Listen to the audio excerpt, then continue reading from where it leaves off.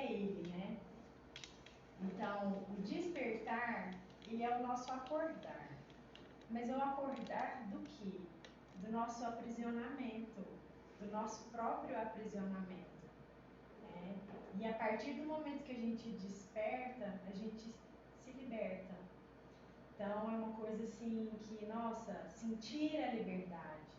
Eu acredito que essa é a resposta que a gente vem sempre buscando, né? Em todos os processos que a gente vai caminhando, para a gente conseguir se libertar de mais e mais camadas que a gente construiu ao longo da nossa vida para a gente se aprisionar. E o processo de integrar, eu vou deixar ele mais para o fim, para a gente entender melhor. Mas integrar, ele é integrar justamente toda a história, é integrar realmente todos os corpos e olhar para isso como um processo todo. Não é algo em que a gente vivencia muito hoje em dia na medicina tradicional, em que se a gente está com um problema no olho, a gente vai no médico oftalmologista. Se eu estou com algum problema no útero, eu vou numa ginecologista ou num ginecologista. Tudo separadinho. E hoje a própria medicina, ela já está começando a trazer profissionais que integram o sistema todo. É claro que eu vejo que isso vai demorar muito. A própria psicologia tem um trabalho que ainda é muito tradicionalista, tem um olhar nos próprios trabalhos dentro da faculdade. Os professores não aceitam muito metodologias, por exemplo, a própria yoga, por exemplo, a própria meditação. Eles não aceitam isso como algo que venha a somar na psicologia.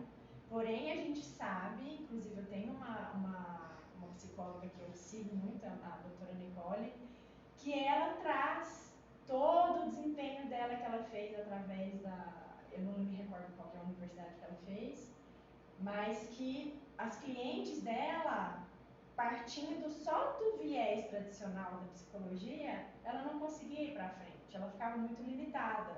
Então, a partir do momento que ela começou a integrar outras coisas e a somar, aí sim as clientes dela começaram a ter evolução dentro do consultório dela. Então, isso é uma coisa assim que é muito gritante para as pessoas que têm esse olhar evolutivo do todo, né, de um conhecimento que ele não é só um viés separado, mas ele é um todo. Então estamos todos no mesmo contexto aqui, tá? Que é isso que eu vim trazer hoje. E aí, só para falar de mim, para quem não me conhece, eu sou a Nádia Bolsas e trago ali, né, o projeto do método Mulher Desperta. E aí, resumidamente, a minha trilha de despertar começou em 2011, onde eu fui diagnosticada com síndrome do pânico e depressão. E lá, aos pouquinhos, fui desenrolando o meu processo de borboletar, de despertar, né? E aí, então, né, nesse processo fiz vários cursos, mas eu gosto de falar que eu mesma sou o meu melhor e maior laboratório, de ver o que dá certo, o que não deu, o que é que faz sentido para mim, o que não faz, e que eu posso estender para outras pessoas, que é o que eu trouxe aqui, que assim, pode ser que muitos já saibam do que eu estou trazendo aqui. Vou tentar trazer o meu olhar, né, para trazer essa singularidade, mas pode ser que eu não consiga. E aí eu vou só pedir com humildade para você esvaziar um pouquinho o seu copo, né? Que todas as vezes, mesmo que a gente ouça o mesmo conhecimento, a gente tira uma faísquinha, sabe, de uma nova percepção, de uma nova, sabe, uma chavinha gira, sabe, alguma coisa. Então, é só humilde mesmo, não é que eu sei mais, pelo amor de Deus, eu sei menos, tá? Então, eu me considero hoje professora e facilitadora, né? Sou professora tanto em nível acadêmico, em universidade, como também sou professora para cursos online, sou professora de yoga também. E aí eu trago aqui os meus pilares, que é para a minha vida e é o que eu acredito. Tomar consciência, ou seja, para a gente despertar e para a gente integrar, a gente precisa de ter esse novo olhar. Trabalhar e lapidar essa percepção do que é que aconteceu, da nossa história, de quem somos, do que desejamos ser, de quem são as pessoas, da conexão com o todo. O segundo pilar é um movimento contrário.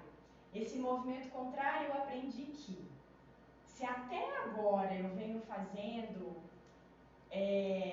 venho tendo comportamentos repetitivos, obtendo os mesmos resultados nas minhas relações, e aí quando eu trago relações, são relações com pessoas, relações com eventos, com situações, e relações com a vida, com as áreas da vida. Então eu tenho a área financeira, eu tenho a área intelectual, como que euzinha, lido com os meus estudos. Será que eu procrastino muito? Ou será que eu fico bitolada nos estudos? Será que eu sou uma pessoa que eu tenho um certo equilíbrio no manejo do dinheiro? Ou eu estou sempre pecando em alguma coisa? Então, tudo isso tem a ver com o que a gente vai trabalhar hoje. E esse movimento contrário é justamente perceber o que é que eu venho fazendo igual há tanto tempo, porém eu desejo algo diferente.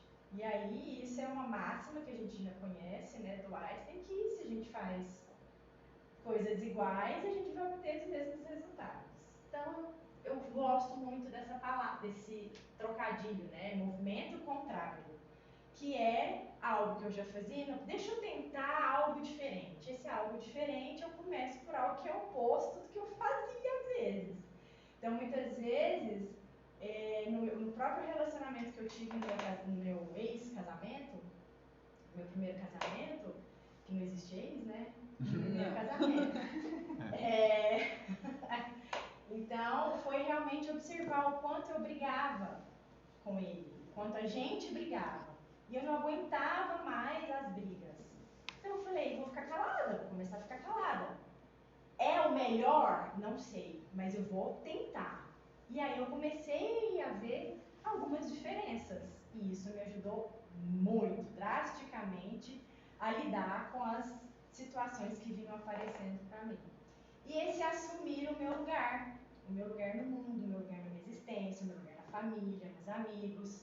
E o mais interessante é que essa palavra assumir, dentro dela tem a palavra sumir. Vocês já prestaram atenção?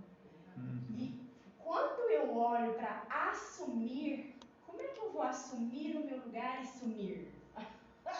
Meio contraditório, né? Mas não, só que não. Hashtag só que não. Esse sumir é realmente deixar para trás o que não faz sentido. É realmente se desapegar e dissolver aquilo que não é do self, que não é do eu, não é do nosso verdadeiro eu. Então, esse assumir é quando eu realmente piso no chão e falo, eu sou a Nádia, eu sei, me posiciono, sei o que eu quero, o que eu não quero. Muitas vezes, pra gente saber o que a gente quer, a gente primeiro começa pelo que não quer, né? Então, assumir o meu lugar, óbvio que olhando tudo que eu trago, toda a minha bagagem, mas eu começo a olhar, pego a minha mochila e falo, tá, aqui dentro da minha mochila, o que eu vou trazer comigo que faz sentido? E aí, então, esses são esses pilares que eu trabalho.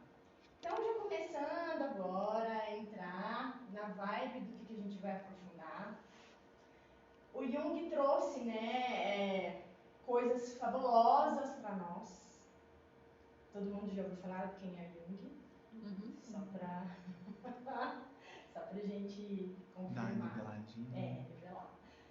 Então, tudo que conheço, mas não penso num dado momento. Tudo aquilo de que já tive consciência, mas esqueci. Tudo que foi percebido por meus sentidos e meu espírito consciente não registrou. Tudo que involuntariamente e sem atenção sinto, penso, relembro, desejo, faço, todo o futuro que se prepara em mim e que só mais tarde se tornará consciente, tudo isso é conteúdo do inconsciente. Gente, olha que coisa mais maravilhosa. É. E é Jung. Isso é Jung. Gente, como é que pode? Deixa eu filmar a cara dela. Eu assim, eu fico vislumbrada mesmo com tudo que vai aparecendo e quando encaixa realmente no que faz sentido para mim, no que eu vejo, nas maravilhas que eu vejo que vão, não é distorcendo, é saindo da distorção, justamente através de pessoas como Jung que traz. Então aqui hoje a gente vai aprofundar olhando, trazendo esse inconsciente, essa percepção do inconsciente, que ele está aí em vários lugares, que a gente não vê, mas o nosso corpo físico a gente vê e a gente sente. Fica até vermelho quando eu fico batendo. Então, isso são reações do nosso corpo físico. E porque eu não vejo o inconsciente, mas eu vejo meu corpo físico, eles não estão associados? Será? Né? Então é algo para a gente começar a refletir. E aí eu trouxe, logo para a gente começar a ter essa percepção de como que é que a gente começa a enxergar o inconsciente de outras formas. Então, o inconsciente ele pode conversar com a gente através dos nossos sonhos. E aí, quem conhece sobre arquétipos, quem sabe sobre alquimia, né? Quem sabe sobre ânimos e ânima, sombra, tudo isso são arquétipos trabalhados pelo Jung. A gente não vai entrar nisso aí hoje. Nossa, daria. Vocês vão ver. Vai ter próximo? Quem sabe? E aí vem as expressões artísticas, e aí quando eu falo expressões artísticas, a gente liga a arte a um quadro, ou algo nesse sentido. Mas arte, gente, viver é uma arte, se a gente for pra gente parar para pensar. Então, as nossas próprias expressões são formas do nosso inconsciente se manifestar. Porém, como a gente não tem consciência que o nosso inconsciente está trabalhando de uma forma, de tal forma, a gente está sempre a ver navios, muitas das vezes, quando a gente não está trabalhando o nosso consciente. A sincronicidade, ou seja, o fluxo quando as coisas vão acontecendo na nossa vida, vocês já tiveram essa sensação, essa percepção de quando você encaixa naquele fluxo, as coisas vão, você fala, meu Deus, eu não estou acreditando que tanta coisa está acontecendo. Tipo assim, eu não pedi e foi acontecendo e não sei quem me ligou e que eu precisava, que não sei o que. Então, isso também são formas do nosso inconsciente vir e se manifestar. E vamos trabalhar hoje sintomas, que é o meu forte, que é o que eu trabalho muito hoje, falar sobre os nossos sintomas, tá? E aí, antes de mais nada, a gente precisa de olhar para esse bebezinho fofo que a gente começou lá. Na verdade, a gente começou antes, né? A gente não começou aí nessa fase, foi antes.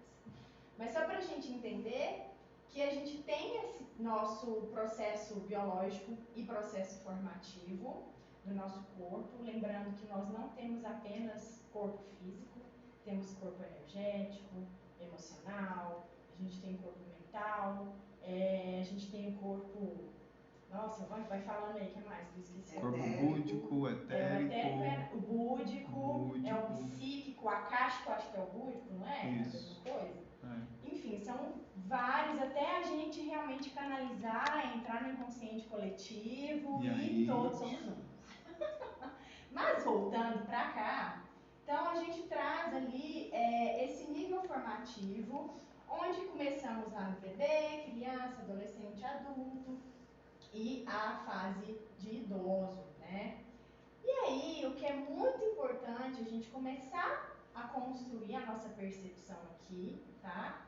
É que o nosso corpo, quando ele começou a se formar lá atrás, lá no embrião, ele traz não apenas a genética, ele não traz só apenas o hereditário, ele também traz cargas. Quando eu falo cargas, são memórias impressas no nosso corpo e traz então cultura, traz acontecimentos, ou seja, experiências, traz os tipos de vínculos emocionais que a gente passa a aprender a se relacionar desde o embrião, tá? E isso molda a forma como interpretamos e vivemos a vida. Tudo certo? Tudo alright? Alright. Então, é muito importante a gente entender isso aqui, que isso aqui foi uma baita virada de chave para mim, porque eu vivenciei durante muito tempo com narcisistas, sociopatas. O que eu comecei, né, a despertar lá atrás foi justamente por conta de relacionamentos tóxicos e abusivos. Foi aí que a minha estrada começou. Quando eu comecei a entender que eu não me encaixava naqueles jogos mais. Aquilo lá não era para mim.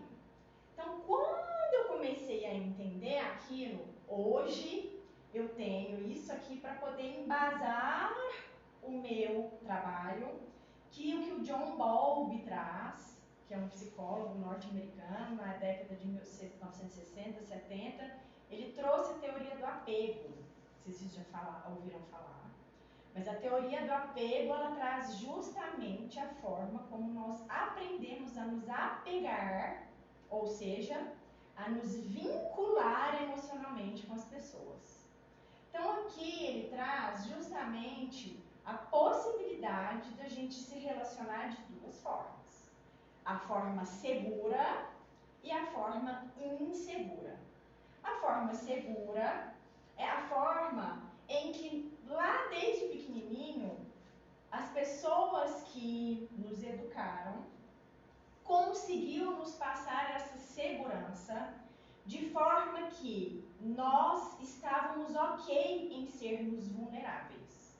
Nós sentíamos confortáveis, às vezes, em achar ruim o afastamento e distanciamento dos pais quando eles viajavam e ficar com a avó, por exemplo.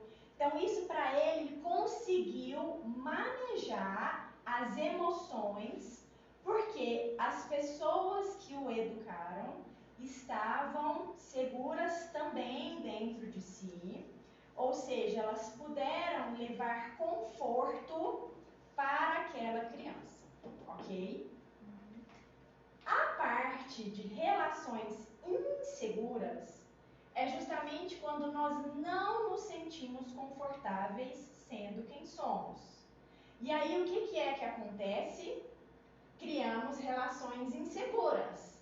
Apenas com os outros? Tudo começa porque nós temos insegurança em sermos quem somos. E a relação mais importante que existe é a relação consigo mesmo. Justamente nasce, né, aquela máxima, né, da gentileza com o próximo, ela só reverbera quando eu consigo ser gentil comigo mesma. Não tem como eu falar, nossa, eu quero praticar gentileza na vida, se eu me puno, se eu me bato constantemente, se eu não me aceito, né? Se eu tenho essa insegurança muito grande dentro de mim. Então, quando eu entro nesse eixo que é da insegurança, eu entro em 3 tipos de vínculos emocionais ali. Então, o vínculo emocional seguro é aquele que a gente já sabe. Eu sou segura que eu erro. Eu sou segura que eu posso adoecer. Eu sou segura que o outro pode me largar. Eu sou confiante em mim, mesmo que as coisas não deem certo. Mas eu confio em mim. Porque eu sei, eu confio em mim, eu confio que a vida está aqui para mim e que eu consigo caminhar, que eu não preciso de mais nada ou ninguém para precisar de me ajudar a sobreviver. Agora, entrando nesses casos dos vínculos emocionais inseguros, eles trazem para nós o tipo de vínculo de se relacionar de forma ansiosa. Aí aqui a gente vai entrar um pouquinho mais a fundo, não nos tipos de relacionamento, mas o comportamento que faz isso acontecer, tá? Logo mais a gente vai entrar neles. Então, a gente tem esse tipo de vínculo ansioso.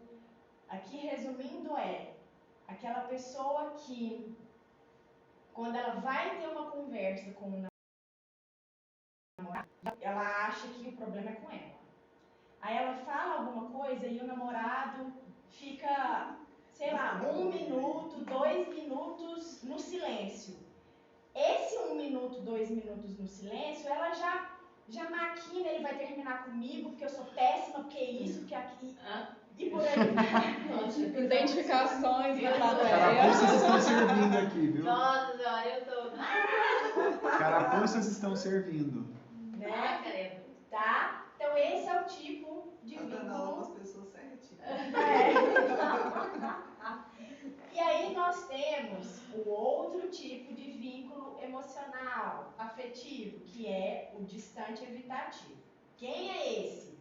É aquele que, quando recebe muito carinho e atenção, ele tá, não, pelo amor de Deus. Uhum. Se a pessoa tá exigindo presença dele, aí que ele, ó, some da braquiária, porque para ele é uma carga muito grande e não consegue. Carapuças estão servindo fortemente. E aí quem entende um pouco de constelação, começa a fazer algumas associações aqui também. Tá? Dificuldade em receber. Porque no fim das contas, gente, É tudo a mesma todas coisa. as teorias são iguais. Sim. Caras, é muito maravilhoso. É. Muito maravilhoso. Extraordinário.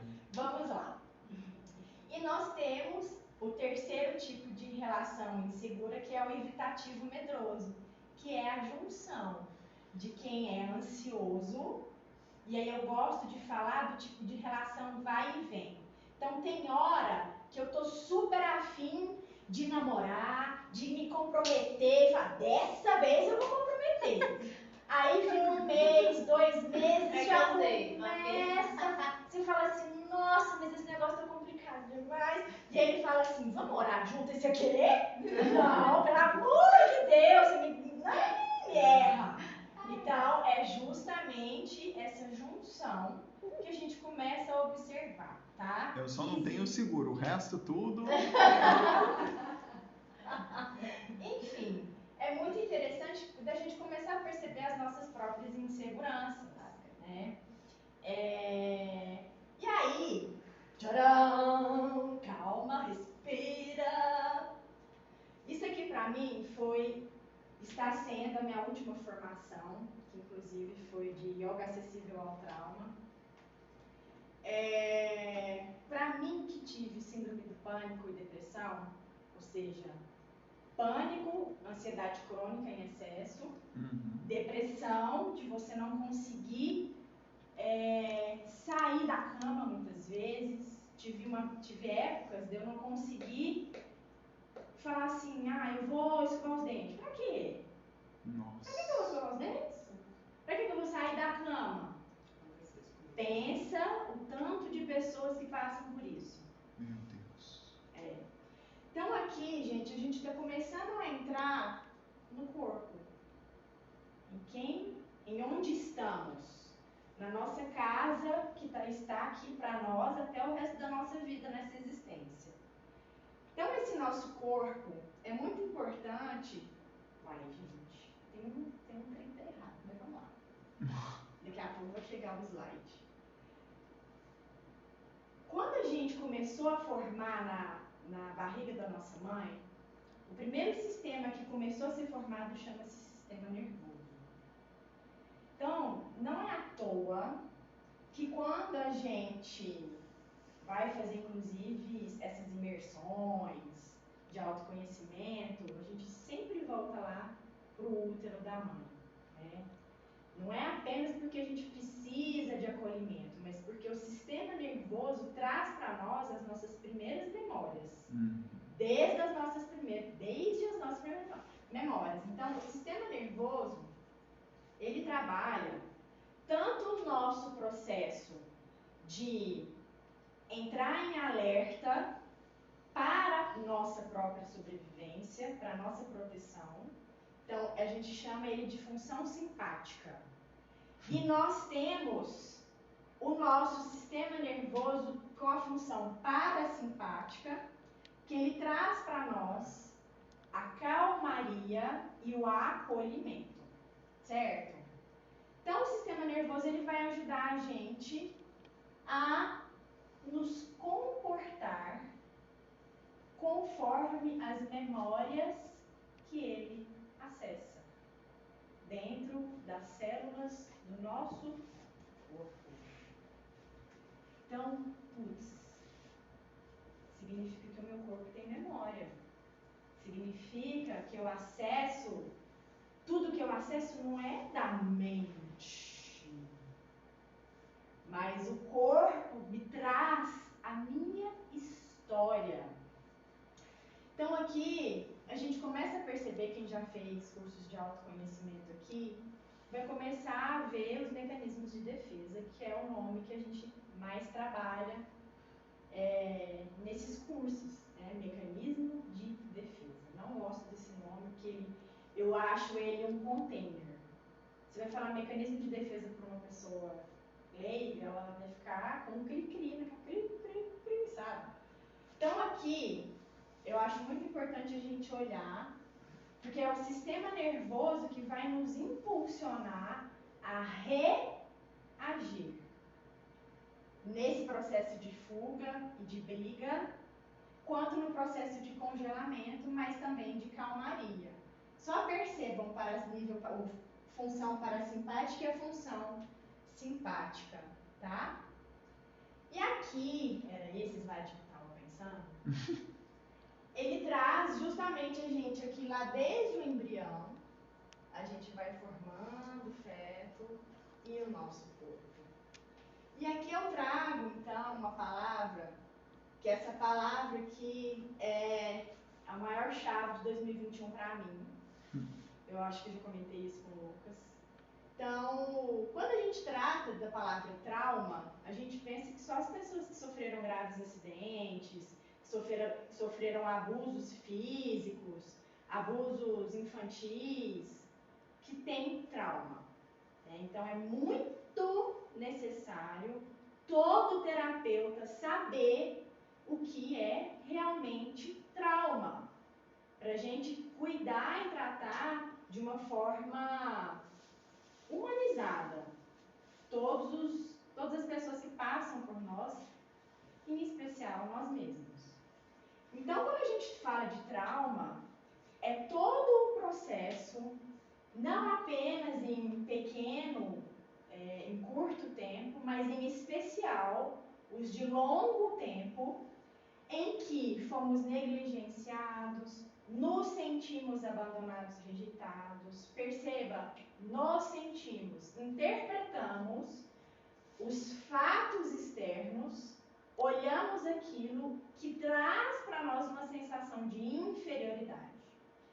Claro que existem sim pessoas que nos diminuíram, que nos negligenciaram quando a gente precisava. Porém, não existe ser humano algum que nunca será traumatizado. Até porque temos um trauma em comum. Todo ser humano tem um trauma em comum. Nasceu. Nascimento. Nasceu. O nascimento. O parto, ele é um baita de um trauma para a mãe e ele é um baita de um trauma para a criança, para o feto. E a gente acha que é porque a gente era um bebê, a gente não lembra. Leigo engano. O nosso corpo lembra. E ele traz essa conversa dessa lembrança, dessas recordações, através dos sintomas que a gente logo mais vai ver. Então aqui a gente precisa de entender com muita cautela que trauma é tudo aquilo que o corpo passou por vivências e experiências ao longo de muito tempo, em que ele foi se sentindo tão inferiorizado, diminuindo, precisando de começar a colocar camadas, roupas, máscaras, com medo de ser quem ele é, acreditando que ele não é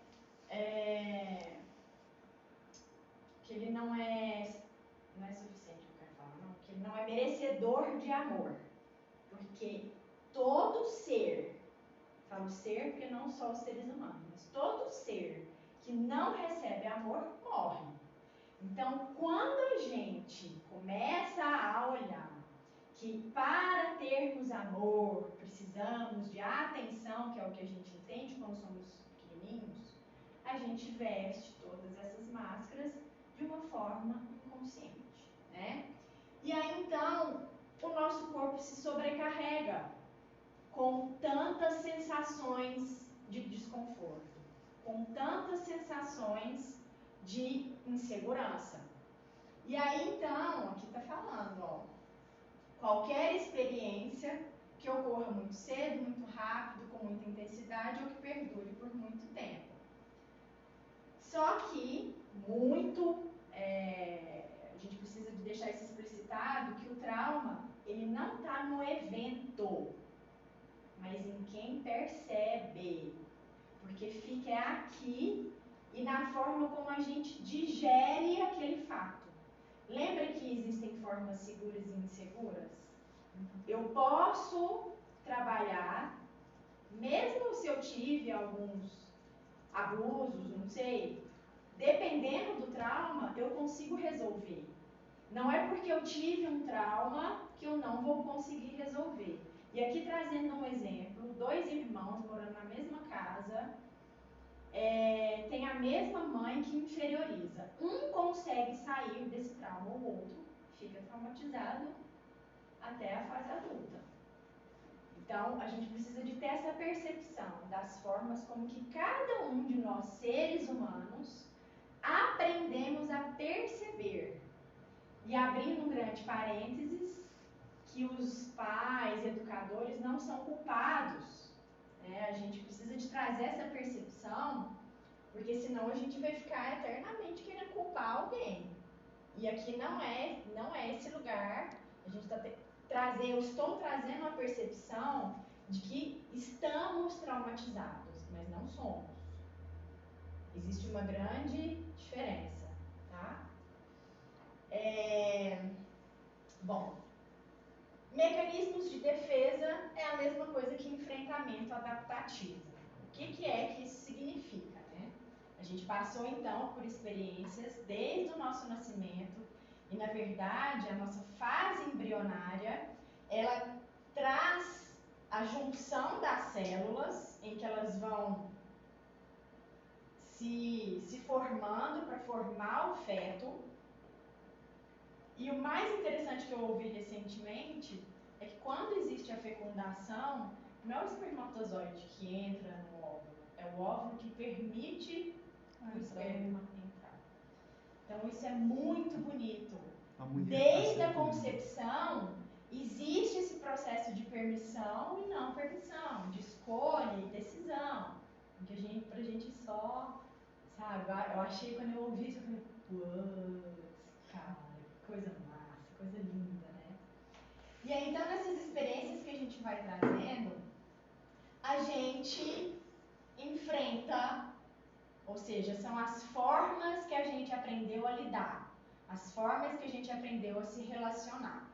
Então, voltando lá nesses mecanismos de defesa, inclusive o A é algo que para mim é novo, não sei se vocês já ouviram falar. Então, o mecanismo de defesa, até então, lutar, fugir e congelar, todo mundo já ouviu falar, né? E o FON, para mim, vocês já vão saber que eu coloquei ele primeiro. É o que eu fingi de morto, não? Não. Então, olha só. FON significa bajular. FON significa agradar as pessoas. Meu Deus do céu. Tá? Então, FON, bajular, é comportamento adaptativo que nós aprendemos para a gente se encaixar e se sentir pertencente. Tá? E aí, o que que a gente... E aí, o que que a gente... Ah, meu Deus. Ah, meu Deus. Interessante. E empresa tem muito, né? Os puxa-saco, por exemplo. Nossa. Foi Na disso verdade, que eu lembrei. Os bajuladores, na verdade, eles estão se sentindo ameaçados. Então, eles fazem isso como um mecanismo de defesa. Isso, exatamente. É uma ameaça. Porque eles não querem ser rejeitados. A rejeição e o abandono é o que eles mais evitam na face da terra. Porque essa é o pior sofrimento, é a pior sensação para eles. Eles fazem de tudo. Por isso que relações tóxicas e abusivas, temos, em grande parte, as mulheres e homens que permanecem e que não conseguem sair do processo tóxico, por mais que seja com sociopata, por mais que seja com psicopata, com narcisista, é justamente porque ela está encaixada aqui nesse mecanismo de defesa. Caramba. Então, aqui, a gente começa a ver o porquê que é que a gente se comporta desse jeito. Então, olha só. O comportamento da gente aprender a agradar demais as pessoas é porque a gente não se sentiu segura. É porque a gente estava em ambientes, fomos educadas e criadas em ambientes que não eram previsíveis. Como a gente se sentiu inseguro, a gente começa a fazer de tudo para que as pessoas fiquem conosco. Para que a gente, então, passe a ter a sensação de previsibilidade e segurança, tá? Então, vou trazer o meu próprio exemplo. Quando eu vivi o meu ápice de relacionamento tóxico e abusivo, que foi com o meu ex-marido, ele brigava, ele tinha uma sócia, queria que levar ela para dentro de casa, passava por cima de mim, por mais coisas horrorosas que aconteceram, eu não conseguia me desgrudar daquela relação, porque me sentir sozinha, ficar sem outra pessoa, para mim, era morte naquela época. Então, tanto é que aqui até traz, deixa eu ver onde que tá. Bom, vamos ler tudo para a gente encaixar. Então, quando o nosso ambiente não é seguro ou previsível, a gente aprende a adaptar, dispensando as nossas próprias necessidades, perceba, focando nas necessidades dos outros. Ou seja, a minha prioridade de ser já era. Eu estou sempre focando. Então, não é à toa que a gente recebe muitas pessoas na depressão, no pânico, ansiedade, chegam pra gente e falam assim: eu esqueci quem que eu sou. Não sei mais quem eu sou. Carapuças estão servindo. Né? Então, entra aqui. Então, aqui traz um pouco mais a fundo no processo educativo. Se os nossos pais ou educadores tiveram temperamentos explosivos, foram caóticos ou emocionalmente ausentes, inconscientemente aprendemos a ser fáceis, para que eles fiquem, para que eles não briguem, para que eles não explodam, para que o ambiente não fique caótico. Então eu me diminuo, então eu tento ao máximo segurar as pontas. E aí, lembrando daquele, já vamos começar a trabalhar isso. Lembrando aquele slide que eu trouxe aqui do corpo do sistema nervoso, em que a gente tem o sistema de alerta e o que a gente tem o sistema de calma. Lembra? As funções. Quem está em relacionamentos inseguros fica aonde naquele sistema nervoso? No simpático. No simpático. No simpático. O que é o simpático? Que eu não falei aquela outra. O simpático, ele tem respiração curta, ele tem pressão arterial alta, pupila dilatada, coração palpitando. Então, quando a gente começa a observar se eu tenho respiração curta, se meu coração começa a palpitar em movimentos, em relacionamentos que para mim aparentemente está ok, mas o meu sistema está trazendo sintomas, é porque eu estou em algum comportamento de mecanismo de defesa. Eu estou sentindo a ameaça. Só que o que acontece? Se eu estou num mecanismo de defesa, se essas são as formas de eu enfrentar a vida, as relações de forma adaptativa, isso significa que eu trouxe, primeira coisa, eu trouxe isso lá de trás, certo? Para as minhas relações na minha fase adulta. Se eu estou lidando ainda com as minhas lentes, e aqui com muita gentileza, falo, comportamentos infantis, tá? Então, quando a gente traz essa lente da infância e ela continua sendo a minha realidade atual, isso significa que o meu sistema nervoso, ele vai se relacionar e ele vai trabalhar na minha atualidade, independente de ser pessoas diferentes, mas ele vai trabalhar dessa mesma forma. Então, se o meu sistema nervoso está sempre ativo no alerta, se o meu sistema nervoso está sempre ativo na proteção, com medo das ameaças, eu estou sempre em reação. Então, eu quero agora? Não, agora nós vamos movimentar. Só se encaixa seu bumbum, onde quer que você esteja. Isso. Aí eu quero que você faça o seguinte primeiro. Sente os seus isquios encostando no tapetinho, o colchonete. E agora você vai encostar o seu queixo no peito. Vai sentir, continuar, por favor, a respirar. Porque muitas vezes quando a gente vai fazer esse movimento, a gente pode parar de respirar. E vai começar a observar um alongamento que vem lá do seu popô até a extensão toda da sua coluna, até o pescoço. E continue a inspirar e a exalar. Na próxima inspiração, retorna a cabeça para o centro. Ok. E aí, na próxima inspiração, você vai levar suas mãos lá no céu. Então, inspira. E exala, voltando as mãos.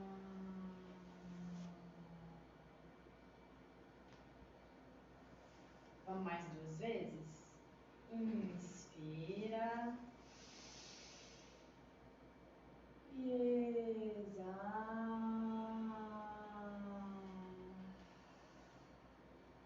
Queria que todo mundo tivesse com o espaço para fazer isso aqui, ó.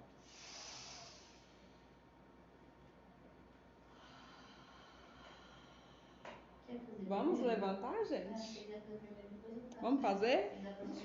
Vamos fazer então. Vamos fazer. É salvar minha vida essa aula. Te falei que era isso que você precisava.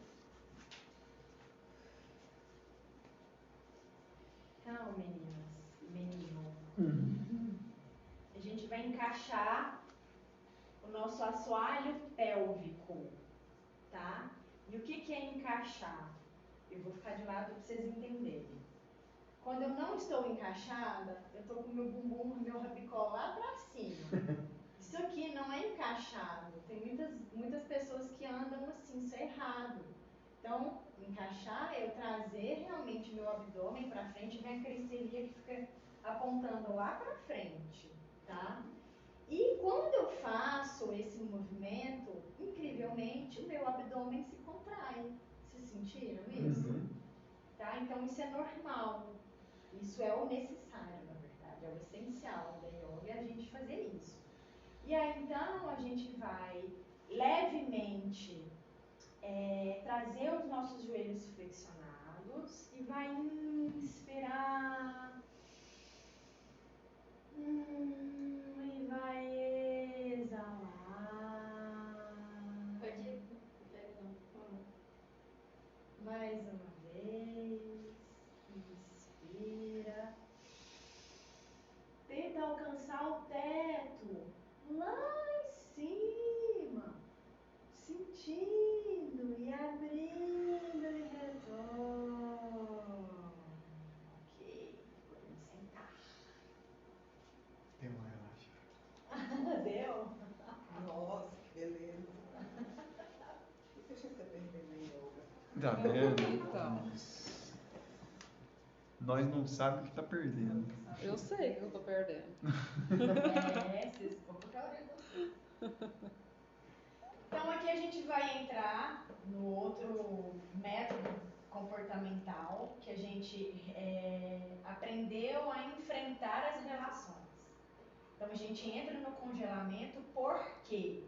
Porque na nossa infância a gente aprendeu a sobreviver dessa forma. A gente passou por experiências dolorosas e opressivas. Isso aqui também está em um contexto em que eu me sentia insegura e eu aprendi a lidar dessa forma. Muito importante aqui, observe no primeiro parágrafo ali, que muitas pessoas são equivocadamente diagnosticadas como depressão. Por quê? Porque são pessoas que elas evitam se relacionar. São pessoas que elas querem se afastar da sociedade, elas preferem ficar mais quietas, mais reclusas, porque ir para o embate para elas é a morte. Elas preferem ficar sozinhas, evitar todo e qualquer tipo de relacionamento, justamente para elas não terem que se relacionar, porque relacionar é uma ameaça para elas. Tá? Então, isso aqui entra nesse processo de paralisia, de congelamento, né, que é um tipo de mecanismo de defesa. Então, isso é uma zona de conforto para ela. Não sentimos o desejo de nos conectar com outras pessoas, ou temos uma crença geral de que a vida não tem sentido, ou não tem sentido. Bom, enfim. Podemos nos esconder. Não tem sentido. Oi? A vida não tem sentido ou não tem sentido. Podemos nos esconder do mundo, ou quando extremamente ativados, ou seja, quando a gente está lá ligado na função simpática, a gente apaga, dá um blackout, ou esquecemos momentos ou anos inteiros das nossas vidas. Eu tenho também isso, que uma fase, assim, se for para você, quando eu vou conversar com o meu marido, ou a gente entra, tipo, em grupos para conversar, nossa, porque na minha adolescência eu fiz isso. Gente, eu não lembro o que eu fiz. Tem um branco. E isso é justamente por conta de mecanismo de defesa, ou seja, a forma que a gente aprendeu a enfrentar, e a gente, e aí Uzi começando a trazer uma palavrinha, talvez nova para alguns, não sei, dissocia. A gente sai do corpo e fica na mente. Viaja para um mundo imaginário qualquer, em que a pessoa está na sua frente conversando com você. Vocês já com certeza já passaram por isso. Você está lá no mundo do além, entendeu?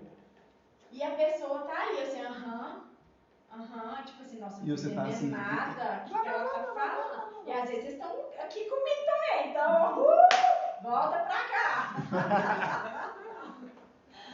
Tá? Então, essa é uma forma, a gente fala shutdown, né, em inglês. Então, a gente entra nesse processo que é função não do simpático, mas do parasimpático. Olha que coisa doida.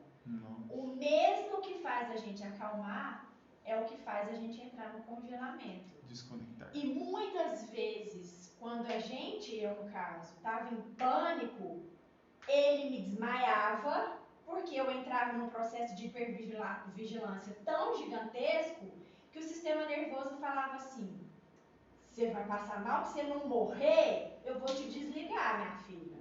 Então ele dá um samba lelê na gente, justamente pra gente apagar e não dar um AVC, alguma coisa nesse sentido, tá? E aqui começa a trazer também, ó, a cura disso daí envolve retornar ao corpo. Lembra que eu falei? Sai, dissocia, vai para a mente, viajando na maionese. Então aqui a gente precisa de aprender a voltar para o corpo. Então olha só. Muitos de nós não vivemos no corpo. Muitos de nós estamos sempre onde? Na mente. Carapuças estão servindo loucamente hoje, viu? Nossa Inspira Senhora. mais uma vez, eleva o braço.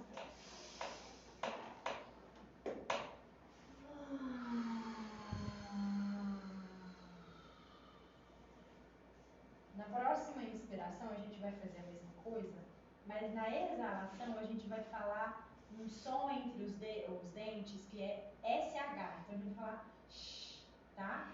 Então, inspira.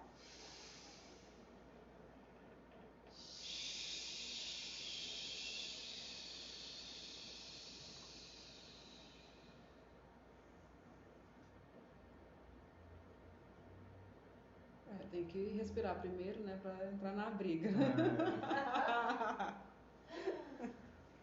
Então a gente já entendeu que também existe aquela forma de enfrentar de forma adaptativa a luta, né, a briga.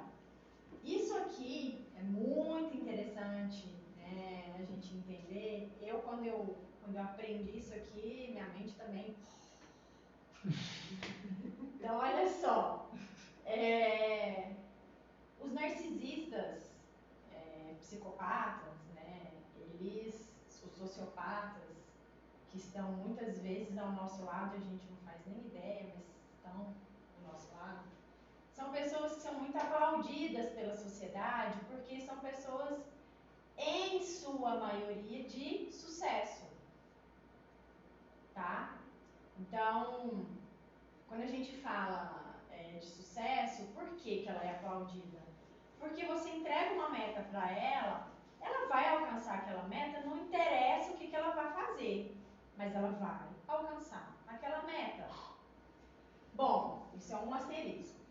Aqui, nesse tipo de comportamento, essa pessoa, ela é uma pessoa explosiva, ela é uma pessoa imprevisível, e essa explosão, ela vem do nada. Tipo assim, às vezes você vai conversar com ela, você vai sentar, você vai contar alguma coisa, ou senão você vai perguntar, ou senão você vai falar, você vai discordar. Muitas vezes acontece mais quando a gente discorda dele.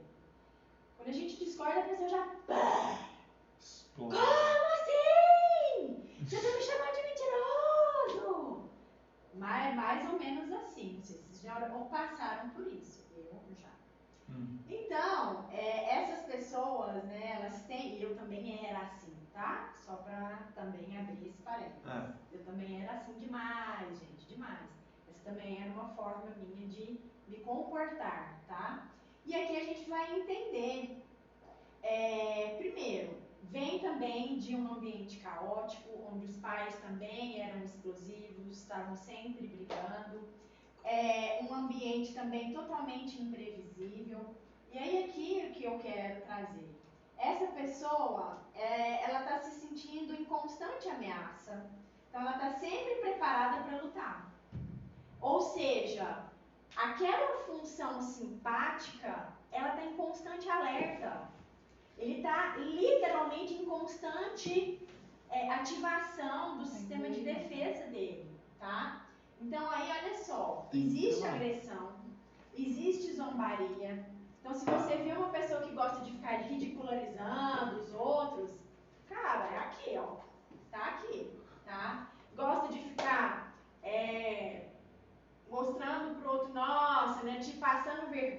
frente das pessoas, Humilhando os outros. humilhando as pessoas, aqui.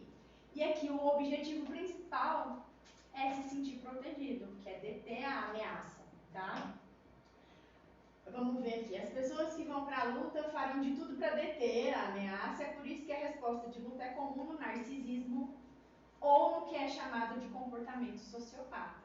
Porque quem é sociopata e narcisista, ter a verdade é acho que uma das grandes características deles. Eles serem melhores, ou seja, ter a verdade e estarem sempre corretos, é o que é, né, para eles. Então, a autopreservação vem antes de tudo, o que pode trazer à tona algum comportamento bastante extremo ou perturbador. Não, lá.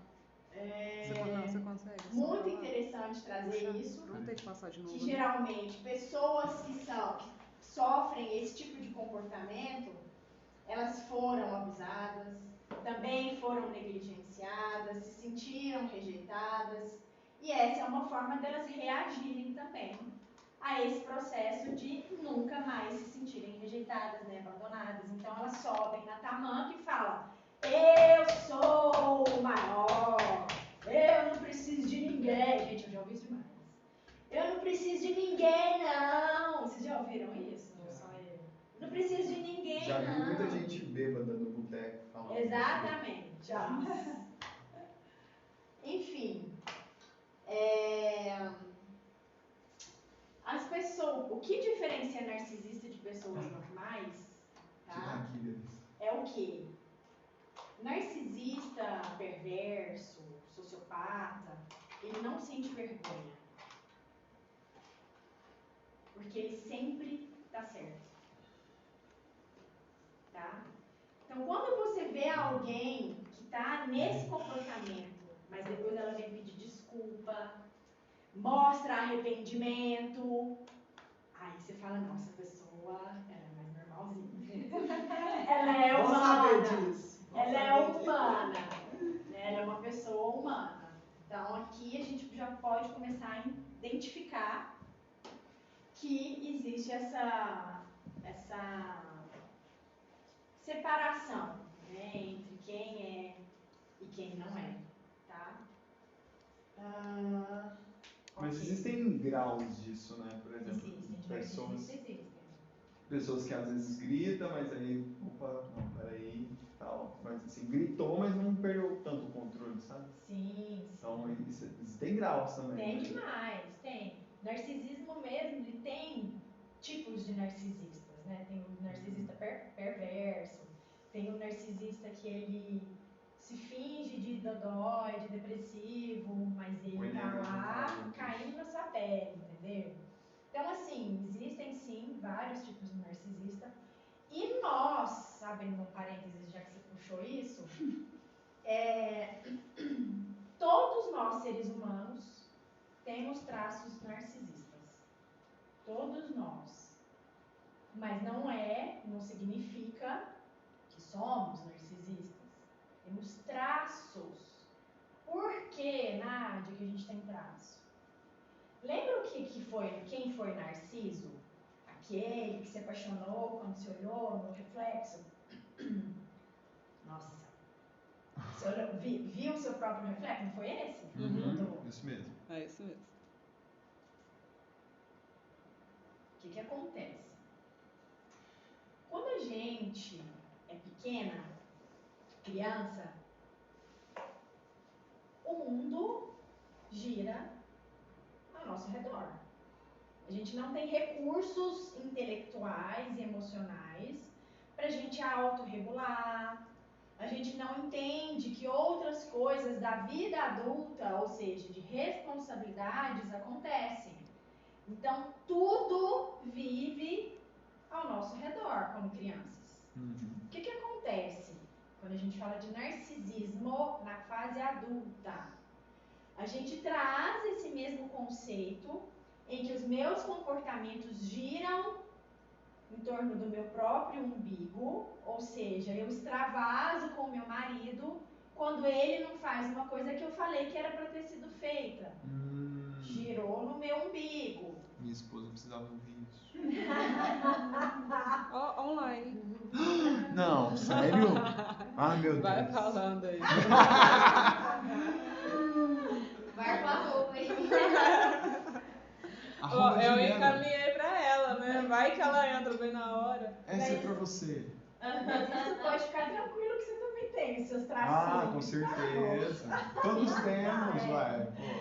Então, isso é algo, só para a gente trazer essa percepção, esse esclarecimento, de que quando a gente está chateado, quando a gente está fazendo birra, quando a gente entra em pequenos ou grandes surtos, a gente está nesse lugar infantilizado. A gente está nessa percepção de comportamento, enfrentamento adaptativo. Foi a forma em que eu aprendi a me relacionar com a vida, com eventos, com pessoas, comigo, tá? Então, fecha a parede. Respira novamente.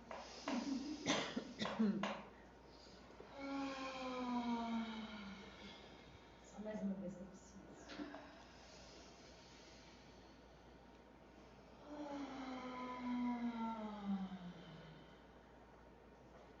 Eu vou pedir para vocês fazerem só mais uma inspiração, e essa inspiração, a exalação, vocês vão tá? Então, ó, inspira.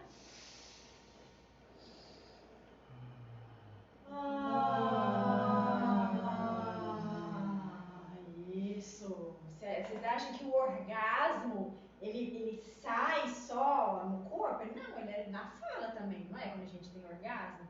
Então, para ajudar nessa descarga, como a gente não está tendo orgasmo, mas para a gente começar, talvez. Para começar, talvez.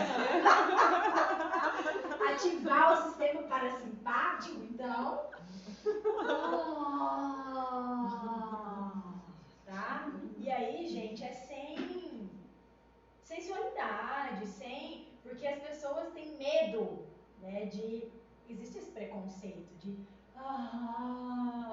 né? Mas isso ajuda, gente, o corpo. Ajuda muito a ajudar essa descarga elétrica, emocional, ajuda demais. E aqui entrando, então, no último, falando sobre a evitação. Então, quem também observa nesses movimentos de fuga de relações também, aqui também entra quando o nosso ambiente não é seguro ou previsível. Gente, eu tô achando que eu misturei lá de trás, deixa eu ver aqui. Olha lá, vamos continuar. Se nossos pais tivessem temperamentos explosivos, fossem caóticos, emocionalmente ausentes também, né? A gente observa que a vida não é segura. Eu acho que eu troquei, vocês me desculpem. Então, olha só, como a vida não é segura, criamos esse enfrentamento para a gente evitar a vida.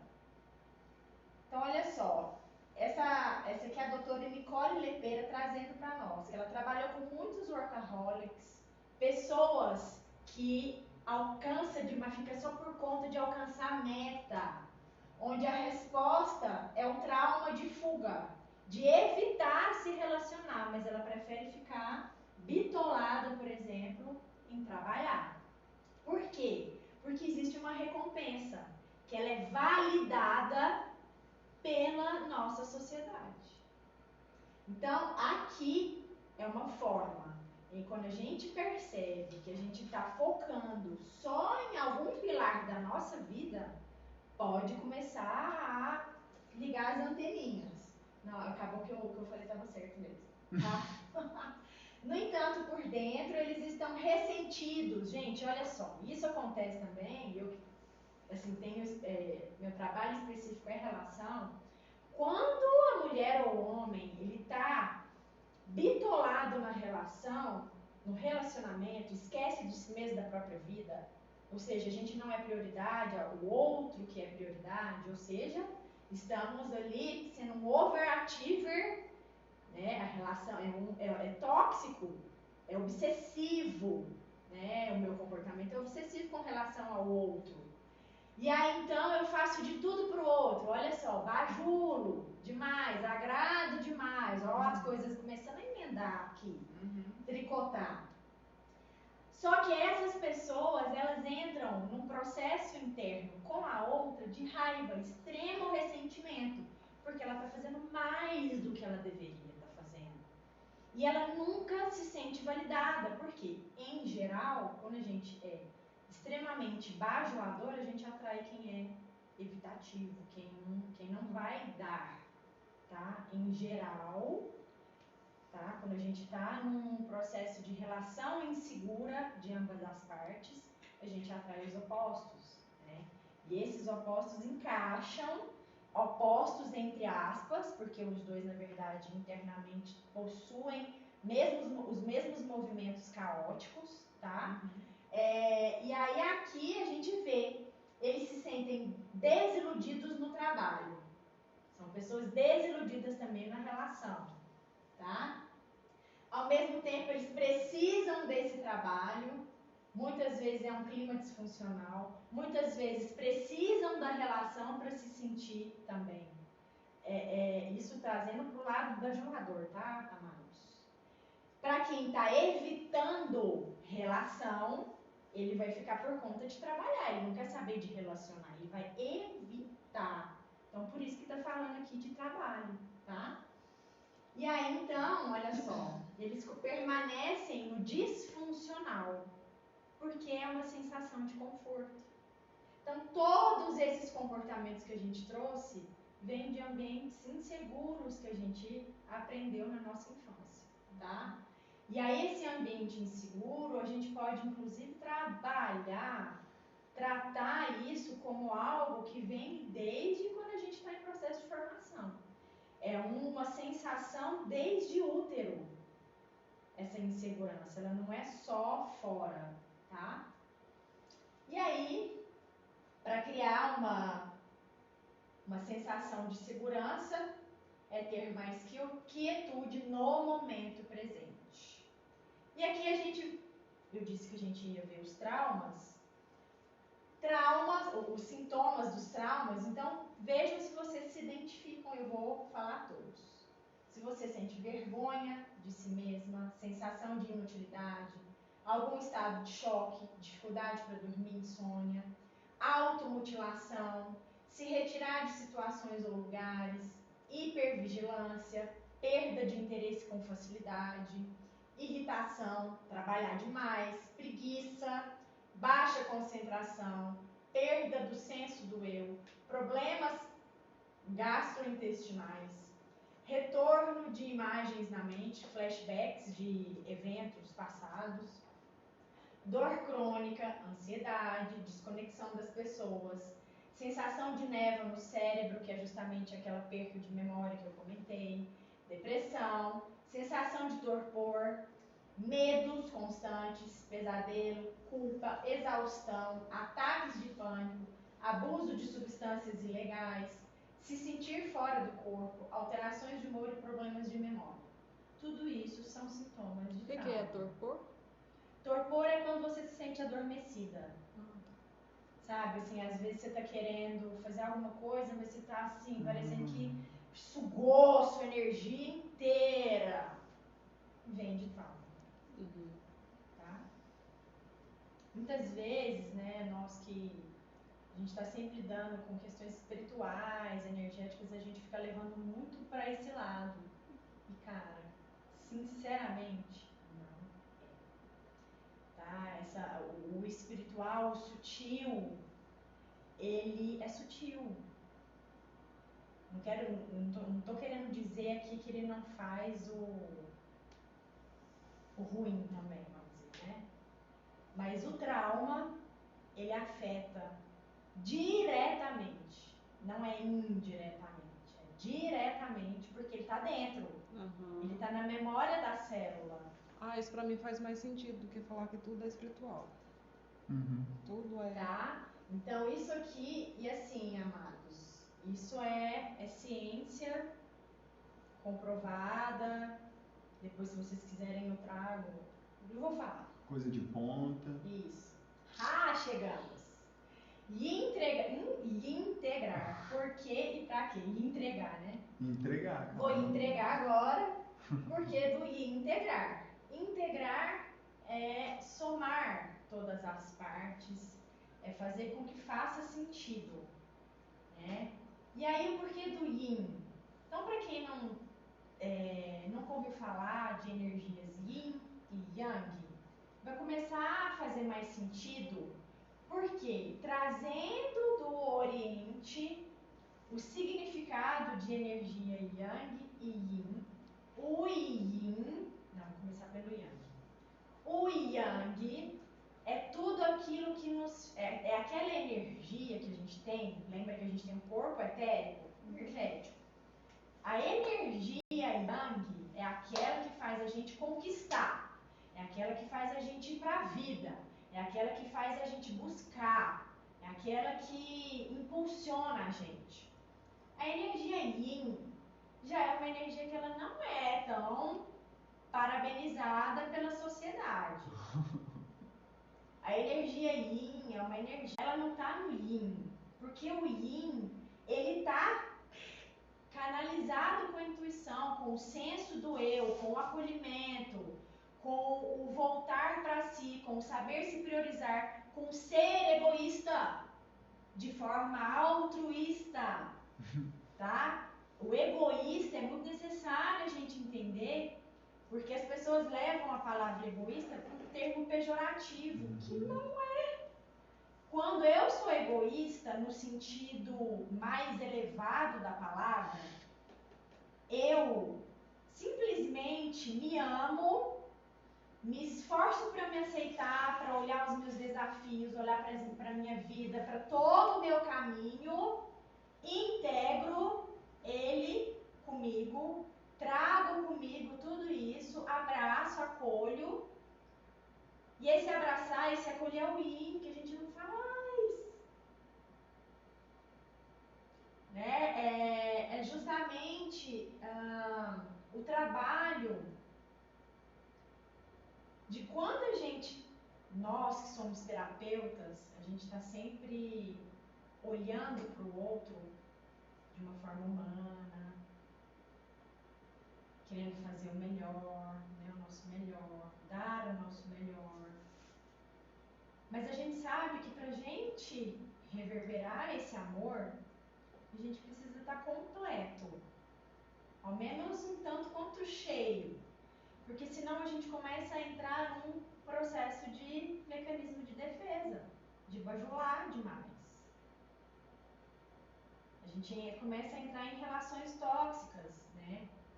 Então aqui a gente vai começar a entender um pouquinho mais, que eu só trouxe esse slide para a gente ver, com relação a Yin e Yang, mas o lado ferido, que eu gosto muito de falar que a mulher, ou o homem também, que ele possui um masculino muito atiçado, na verdade é um falso masculino, porque o feminino dele ou dela está ferido. E o que é esse ferido? Tudo que a gente olhou para trás, até agora. E as formas, aí a gente vai ver o que é que acontece. Se eu tenho meu feminino ferido, eu vou buscar por validação externa. Eu vou me tornar uma pessoa insegura. Eu vou ser manipulativa. E aqui eu quero colocar muitos asteriscos. O que significa esse ser manipulativa? Quando eu sou boazinha demais, quando eu atendo demais, falo sim demais para todo mundo, eu estou sendo manipulativa. Porque muitas vezes eu estou querendo falar não, eu não me priorizo, eu esqueço de mim. Eu estou, lembra, no meu mecanismo de defesa. E aí eu digo sim, eu sou boazinha para que as pessoas fiquem comigo. Para que as pessoas não me deixem, não me rejeitem. Eu fico presa no vitimismo, ou seja, aqui entra muito daquele processo do sentir raiva, de ressentir, porque, poxa vida, eu faço para todo mundo e ninguém faz por mim, coitadinho de mim. eu estou ali no apego, tenho uma dependência em excesso, sou desesperada por amor. Gente, quantas mulheres eu já atendi que falam assim, eu só me sinto reconhecida e necessária, amada nessa vida se eu tenho alguém. Se eu não tenho alguém, eu deprimo. Então, sacrifica a si mesma e expressa as emoções em exagero e não tem limites. E quando a gente tem um masculino ferido, olha lá, apego ao sucesso, medo do fracasso, necessidade de estar certo. Lembra daquele mecanismo que a gente olhou? Daquele enfrentamento? Eu me torno agressivo. Eu sou frio e distante, ou seja, eu evito relação. Eu sou crítico e julgador. Eu sou egocêntrica. Egocêntrico, eu quero trazer aqui, juro para vocês que egocêntrico não é o mesmo que egoísta. Nesse contexto, tá? Egocêntrico é no meu umbigo. Eu quero que tudo aconteça conforme eu quero que aconteça.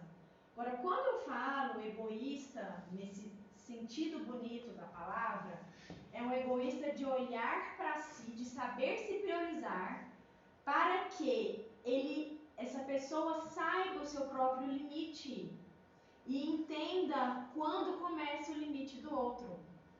Então, se eu tenho um masculino ferido, eu fico preso na mente, sem tocar as minhas emoções.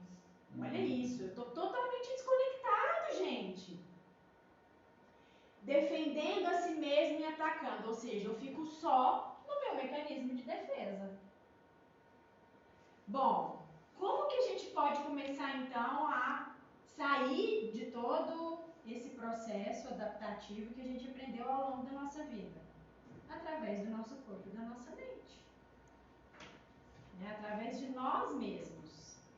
E aí eu vou começar então a trazer os nomes que embasam todas essas teorias também, que embasam tudo isso que eu trouxe. Então, o Dr. Stephen Porges, ele é o fundador e o criador de uma teoria que chama teoria polivagal. Então, ele traz para nós a forma de sairmos da insegurança é nos sentirmos seguros. Como que é que a gente vai fazer isso, pelo amor de Deus? Né? Então, primeiro, eu trouxe ali falando, o trauma não é uma sentença de vida. Quem está falando isso é o Peter Levine, que é o fundador e o criador da experiência somática. Experiência somática, a gente trabalha corpo e a gente trabalha mente, emoções e tudo que integra o ser, tá? Então, como que a gente começa a sair disso? Começa a observar os nossos próprios hábitos e a forma como a gente reage aos eventos e às pessoas. Então, a forma que a gente se sente alegre, eu me sinto alegre só quando meu marido chega em casa. Enquanto ele não chega, eu tô super para baixo, eu tô tentando manipular. Isso é uma forma de começar a observar. Mas como assim? Eu vou ficar alegre só quando a pessoa tá comigo? Será que isso é saudável? Será que isso é legal? Medos e traumas mantidos em seus tecidos e a encontrar formas de resolvê-los. Então, isso a gente precisa de saber. Fazer. Refinar a nossa habilidade de deslocar o nosso foco interno e externo. Então, quando a gente fala isso, deslocar, observar aonde o meu foco está. E muitas vezes o meu foco está interno, mas eu estou dissociadaça. Então, isso não é foco interno. Quando a gente fala foco interno, é a gente dar espaço para as nossas emoções conversarem conosco. A meditação não ajuda a fazer isso. A meditação é uma forma de nós observarmos o futuro, o imaginário, o passado, todas as loucuras que se passam na mente e darmos preferência pela meditação, pelo agora. Mas eu estou olhando para as minhas emoções nesse momento? Quando eu estou em processo meditativo? Não estou. Então a meditação, ela não vai... Quando eu falo não me ajuda, gente, deixa eu melhorar, né? Por favor.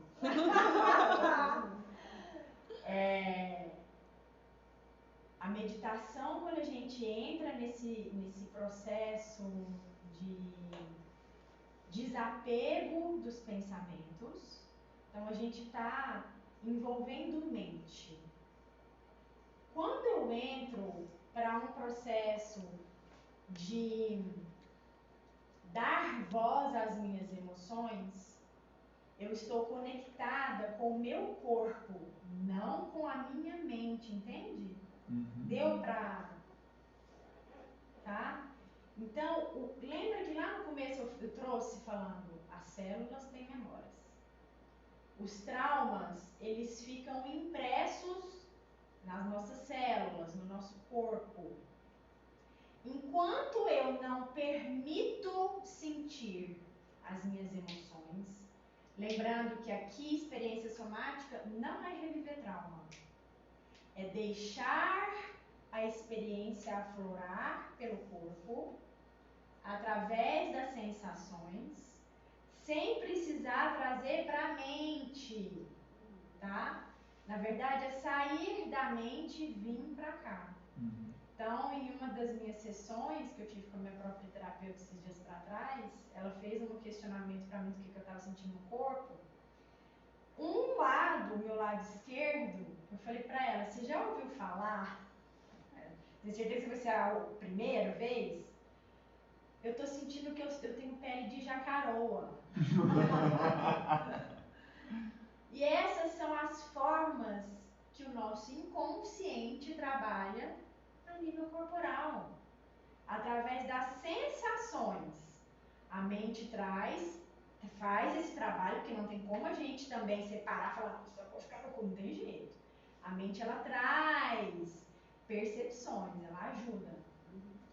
Quando a gente está no trabalho de experiência somática, são os dois pés no chão, sentindo ao máximo, porque o que a gente mais faz é não parar de movimentar, isso é dissociar, tá?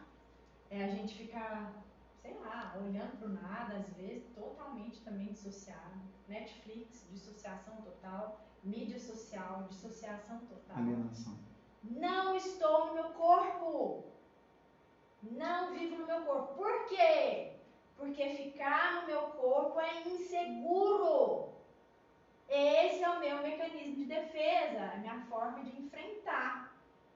Então ali eu trouxe, né, tem até 2 crianças ali, pra gente lembrar que isso traz desde a nossa infância. Então a gente precisa de equilibrar o nosso senso de alerta do nosso sistema simpático e o nosso lado de repouso, que é o parasimpático. Interessante você comentar sobre isso, porque eu percebo que o momento que eu mais me conecto com as minhas emoções, por exemplo, é o momento que eu estou dirigindo. Eu faço um movimento repetitivo com a hiperatenção e ali eu começo a perceber todos os meus sentimentos. Primeiro porque é um espaço seu que você se sente seguro. Ele é previsível. Oh, que legal. E aí você se dá permissão de sentir mais. Interessante, hein? Nossa. Legal, massa.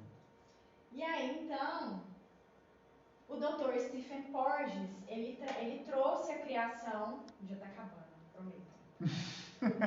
Ele trouxe a criação... a criação da teoria polivagal. Que é a teoria polivagal? Bom, a gente tem todo esse nervo maravilhoso, que realmente ele tem essa extensão até que assim, ó, nosso assoalho pélvico. E ele que faz justamente essa, como é que eu vou falar? Modulação, essa homeostase, para a gente sentir mais confortável, para a gente começar a se sentir mais seguro no próprio corpo. Então, o nervo vago, ele é a nossa principal via parasimpática da gente poder se relacionar bem, sabe? Da gente ajudar o nosso sistema digestivo a digerir, porque o sistema digestivo, quando ele está em alerta, ou a gente evacua na hora, fala a verdade, não é? Dá uma diarreia maravilhosa, ou prende totalmente, né? Então, olha só, nervo vago trabalhando. Quando a gente fala de intuição, o que é que Jung está aqui, né? O inconsciente, ele está agindo aqui, meus amados. Quando o nosso sistema conversa com a gente, com diarreia, com algumas pontadas em alguns lugares, quando a gente começa a ter maior percepção do nosso próprio corpo, a gente começa a intuir, a perceber se a gente vai, se a gente fica. Se a gente fala sim, se a gente fala não.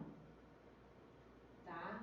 Então aqui a gente começa a entender que tem as vias da gente trabalhar para sair de todos aqueles comportamentos que são reativos, não são ativos, reativos. Então aqui eu trouxe, muito importante, a gente tem muitos diafragmas no cerebelo, aqui no assoalho da boca, a gente tem um diafragma que fica no nosso pulmão, os nossos pés também são considerados diafragma da ciência. Então, isso daqui, conforme a querida professora diz, é chão, é portal, é passagem, é luz.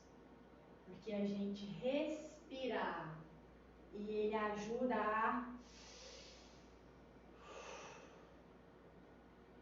expande, dissolve. A respiração libera muita energia. Tá?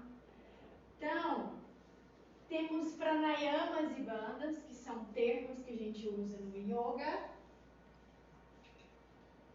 E aí, o porquê que é que apareceu o yoga na minha vida? Em 2016 eu formei, foram 3 anos, se eu não me engano, de formação. Mas eu não aplicava muito, eu uma vez ou outra e tal. Mas esse ano, por conta de pandemia, de sensações de ansiedade, enfim, comecei numa prática massiva. E comecei a perceber uma melhora tão gigantesca no meu próprio processo de desenvolver, de sair de trauma e tudo mais. Eu falei, meu Deus, e nisso, sem querer querendo, o universo chamou, comecei a dar aula. Porque eu falei, gente, só eu sei que eu sou a que mais preciso disso aqui. Então vambora que eu tô precisando mesmo de praticar. E aí a yoga ela ajuda a gente a fazer uma autorregulação, ou seja, da gente sair do sistema de alerta, que ele está automatizado no nosso corpo, para a gente poder então vir para a homeostase. E aí a doutora Nicole Lepera trouxe, falando muito bem da questão do yoga. Enquanto avançamos na prática, aumentamos o desafio nas posturas, as quais começam a testar os nossos limites. O que é que empaca a gente na vida? Limite. A gente fica estagnado nos comportamentos porque a gente não sabe os nossos limites, porque a gente se sente inseguro 24 horas. No yoga, com a prática do yoga, eu posso me desafiar a ir além do meu limite em um lugar seguro, em que eu estou ali me desafiando e aprendendo a lidar com a dor. Me convenceu. Então a gente estressa ainda mais o nosso corpo, oferecendo uma oportunidade de reconectar com o poder calmante da nossa respiração. Tá? Isso, a doutora Nicole Lepera também é uma psicóloga americana, mas, assim, quem tem estudos, assim, de Harvard nossa senhora, é o Dr. Stephen Porges, que é o criador da teoria polivagal, tá? E aí, então, a gente trabalha esse processo de experiência somática é o quê? Corporificar, estar no corpo, sair da mente, se sentir seguro aqui, agora. Então, a gente, até hoje, pode ser que vocês tenham ouvido esse trabalho do aqui e agora só através da meditação, né? É a meditação que traz pra gente o aqui e agora. É só? Não. Não. Porque a gente está sempre evitando ficar no corpo e voltar para a mente porque é desconfortável permanecer no próprio corpo. Os sintomas são gigantescos, trazendo para a gente dores de cabeça, dores de não sei aonde, falta de flexibilidade. E uma coisa que eu estou sempre falando com as minhas alunas: flexibilidade do corpo é sinônimo de flexibilidade na mente. Quanto mais eu consigo me flexibilizar a nível corporal, mais espaço interno eu tenho para lidar com os meus desafios na minha vida, nas minhas relações. Gente, isso é muito maravilhoso. Não é porque eu sou professora de yoga, não. É porque isso faz diferença na minha vida de verdade. E eu quero falar para todo mundo. Nádia, e isso vale pra todo mundo. Pra todo mundo. Porque assim, tem pessoas que já nascem muito flexíveis com o corpo. Tem. E tem pessoas que vão, com o tempo, fazendo atividades e tal, que vão tendo essa flexibilidade. E tal. Então, quando a pessoa ela nasce rígida e se torna flexível com a força de vontade, que é atrás de yoga, pilates e tal, então automaticamente ela vai se tornando mais flexível também na mente? Também. Poxa. Pode acontecer ao contrário, por exemplo, a pessoa nasce completamente flexível com o corpo. E aí, com a idade, não quero falar de mim, mas assim, chega os 40, a gente beirando os 40, o corpo vai ficando mais rígido. A mente também vai se fechando. Eu não sei se eu posso dizer que isso está diretamente ligado. Assim, enrijeci no corpo, enrijeci minha mente. Mas uma coisa eu posso dizer: flexibilizou o corpo, flexibilizou a mente. Pela prática do yoga. Sim. Tá? Respondi. Agora, se eu for, gente, deixa eu só aproveitar só mais um tiquinho dessa dúvida sua. Se eu pego, por exemplo, vamos avaliar aqui comigo, idosos que praticam yoga até 100 anos e idosos que não praticam yoga e nem exercício físico, vamos colocar outros exercícios também, tá? Onde que eles ficam, essas pessoas que não praticam? No cemitério. Na cama, no asilo. Perdem a memória com muito mais facilidade. Gente, é uma coisa assim, ó. Cai baile, né? O que tá em cima tá embaixo, Tá tá dentro, tá fora. Não tem como fugir. Todos os paradoxos podem ser reconciliados. Então, assim, eu fico vendo, existem idosas, gente, eu fico passada com a flexibilidade delas aos 90 anos de idade. Eu olho pra mim e falo: nossa, Nádia, você tem chão. Gente, mas é sério? É sério? É sério, tá? E aí eu trouxe, né, esse processo de corporificar. Corporificar é sobre o que se é. Olha que coisa mais linda. Não é o que deveria ser ou o que poderia ser. Porque quando a gente está nesse deveria, poderia, eu estou lá na mente, projetando. Estou lá na mente pensando no futuro, esquecendo do agora, esquecendo do corpo, esquecendo de me cuidar, esquecendo das minhas emoções. Não é isso que se trata. Então, corporificar é lembrar de respirar no corpo, aqui e agora. De morar no corpo, aqui e agora. De aceitar o corpo, aqui e agora. Expandir no corpo, aqui e agora. contrair no corpo, aqui e agora. E aqui, lembrando, uma professora minha trouxe um ditado, não é ditado não, uma historinha lá chinesa, eu acho. Deixa eu ver se eu lembro, que ela falava que... Não vou lembrar, esquece. Estou tentando lembrar aqui, mas ela falava algo muito bonito, que expandir o corpo... Gente, será que eu vou lembrar?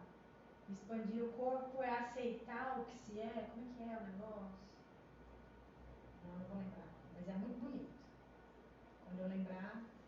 isso aqui eu trouxe justamente para vocês saberem um pouquinho mais do meu processo. Então, eu atendo sessões individuais. Então, eu faço justamente esse trabalho de descobrir qual é o seu tipo de vínculo emocional, para a gente trabalhar as suas reações, para você sair da sua reação e entrar para a ação.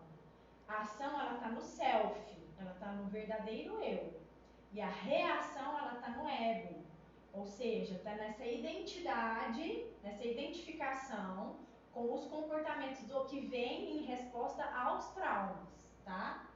E aí a gente trabalha, que é só nas sessões individuais que eu consigo trabalhar a yoga restaurativa. Porque eu trabalho com são vários acessórios, e aí fica impossível de eu ficar levando para muitos lugares, né? Meu Deus do céu. O que, incrível. Faço a leitura do inconsciente no sentido de trabalhar, com cartas também, que faz muito sentido para mim. Eu criei essa metodologia da integrativa yoga, né? Lembrando novamente o porquê do yin, que é justamente esse cuidado, esse autocuidado, de olhar para si, de observar e de dar importância nas suas próprias emoções, na sua própria história. E isso a gente trabalha no yoga, tá? Então a gente integra isso com exposições terapêuticas, porque o meu olhar ele é terapêutico, não tem como eu falar que eu vou ser só uma professora de yoga, porque eu sei quais são os processos do ser humano e que não são fáceis, né? Então, e ali eu trabalho em 3 linhas de yoga, elas fazem muito sentido para mim, para a gente trabalhar justamente contração e expansão, que fazem parte do da nossa evolução, da nossa caminhada. E ali eu trabalho no projeto Mulher Desperta, os cursos de aprofundamento, workshop, inicialmente em busca do feminino, mas hoje ele virou workshop o Despertar do Feminino, desapegue-se com respeito e gratidão, e o resgate do lugar pacífico, que anteriormente chamava lugar seguro, né? Gratidão por estar aqui. Arrasou, Nádia! Então, esse estar, gratidão por vocês estarem, gratidão por me permitirem estar, muita honra.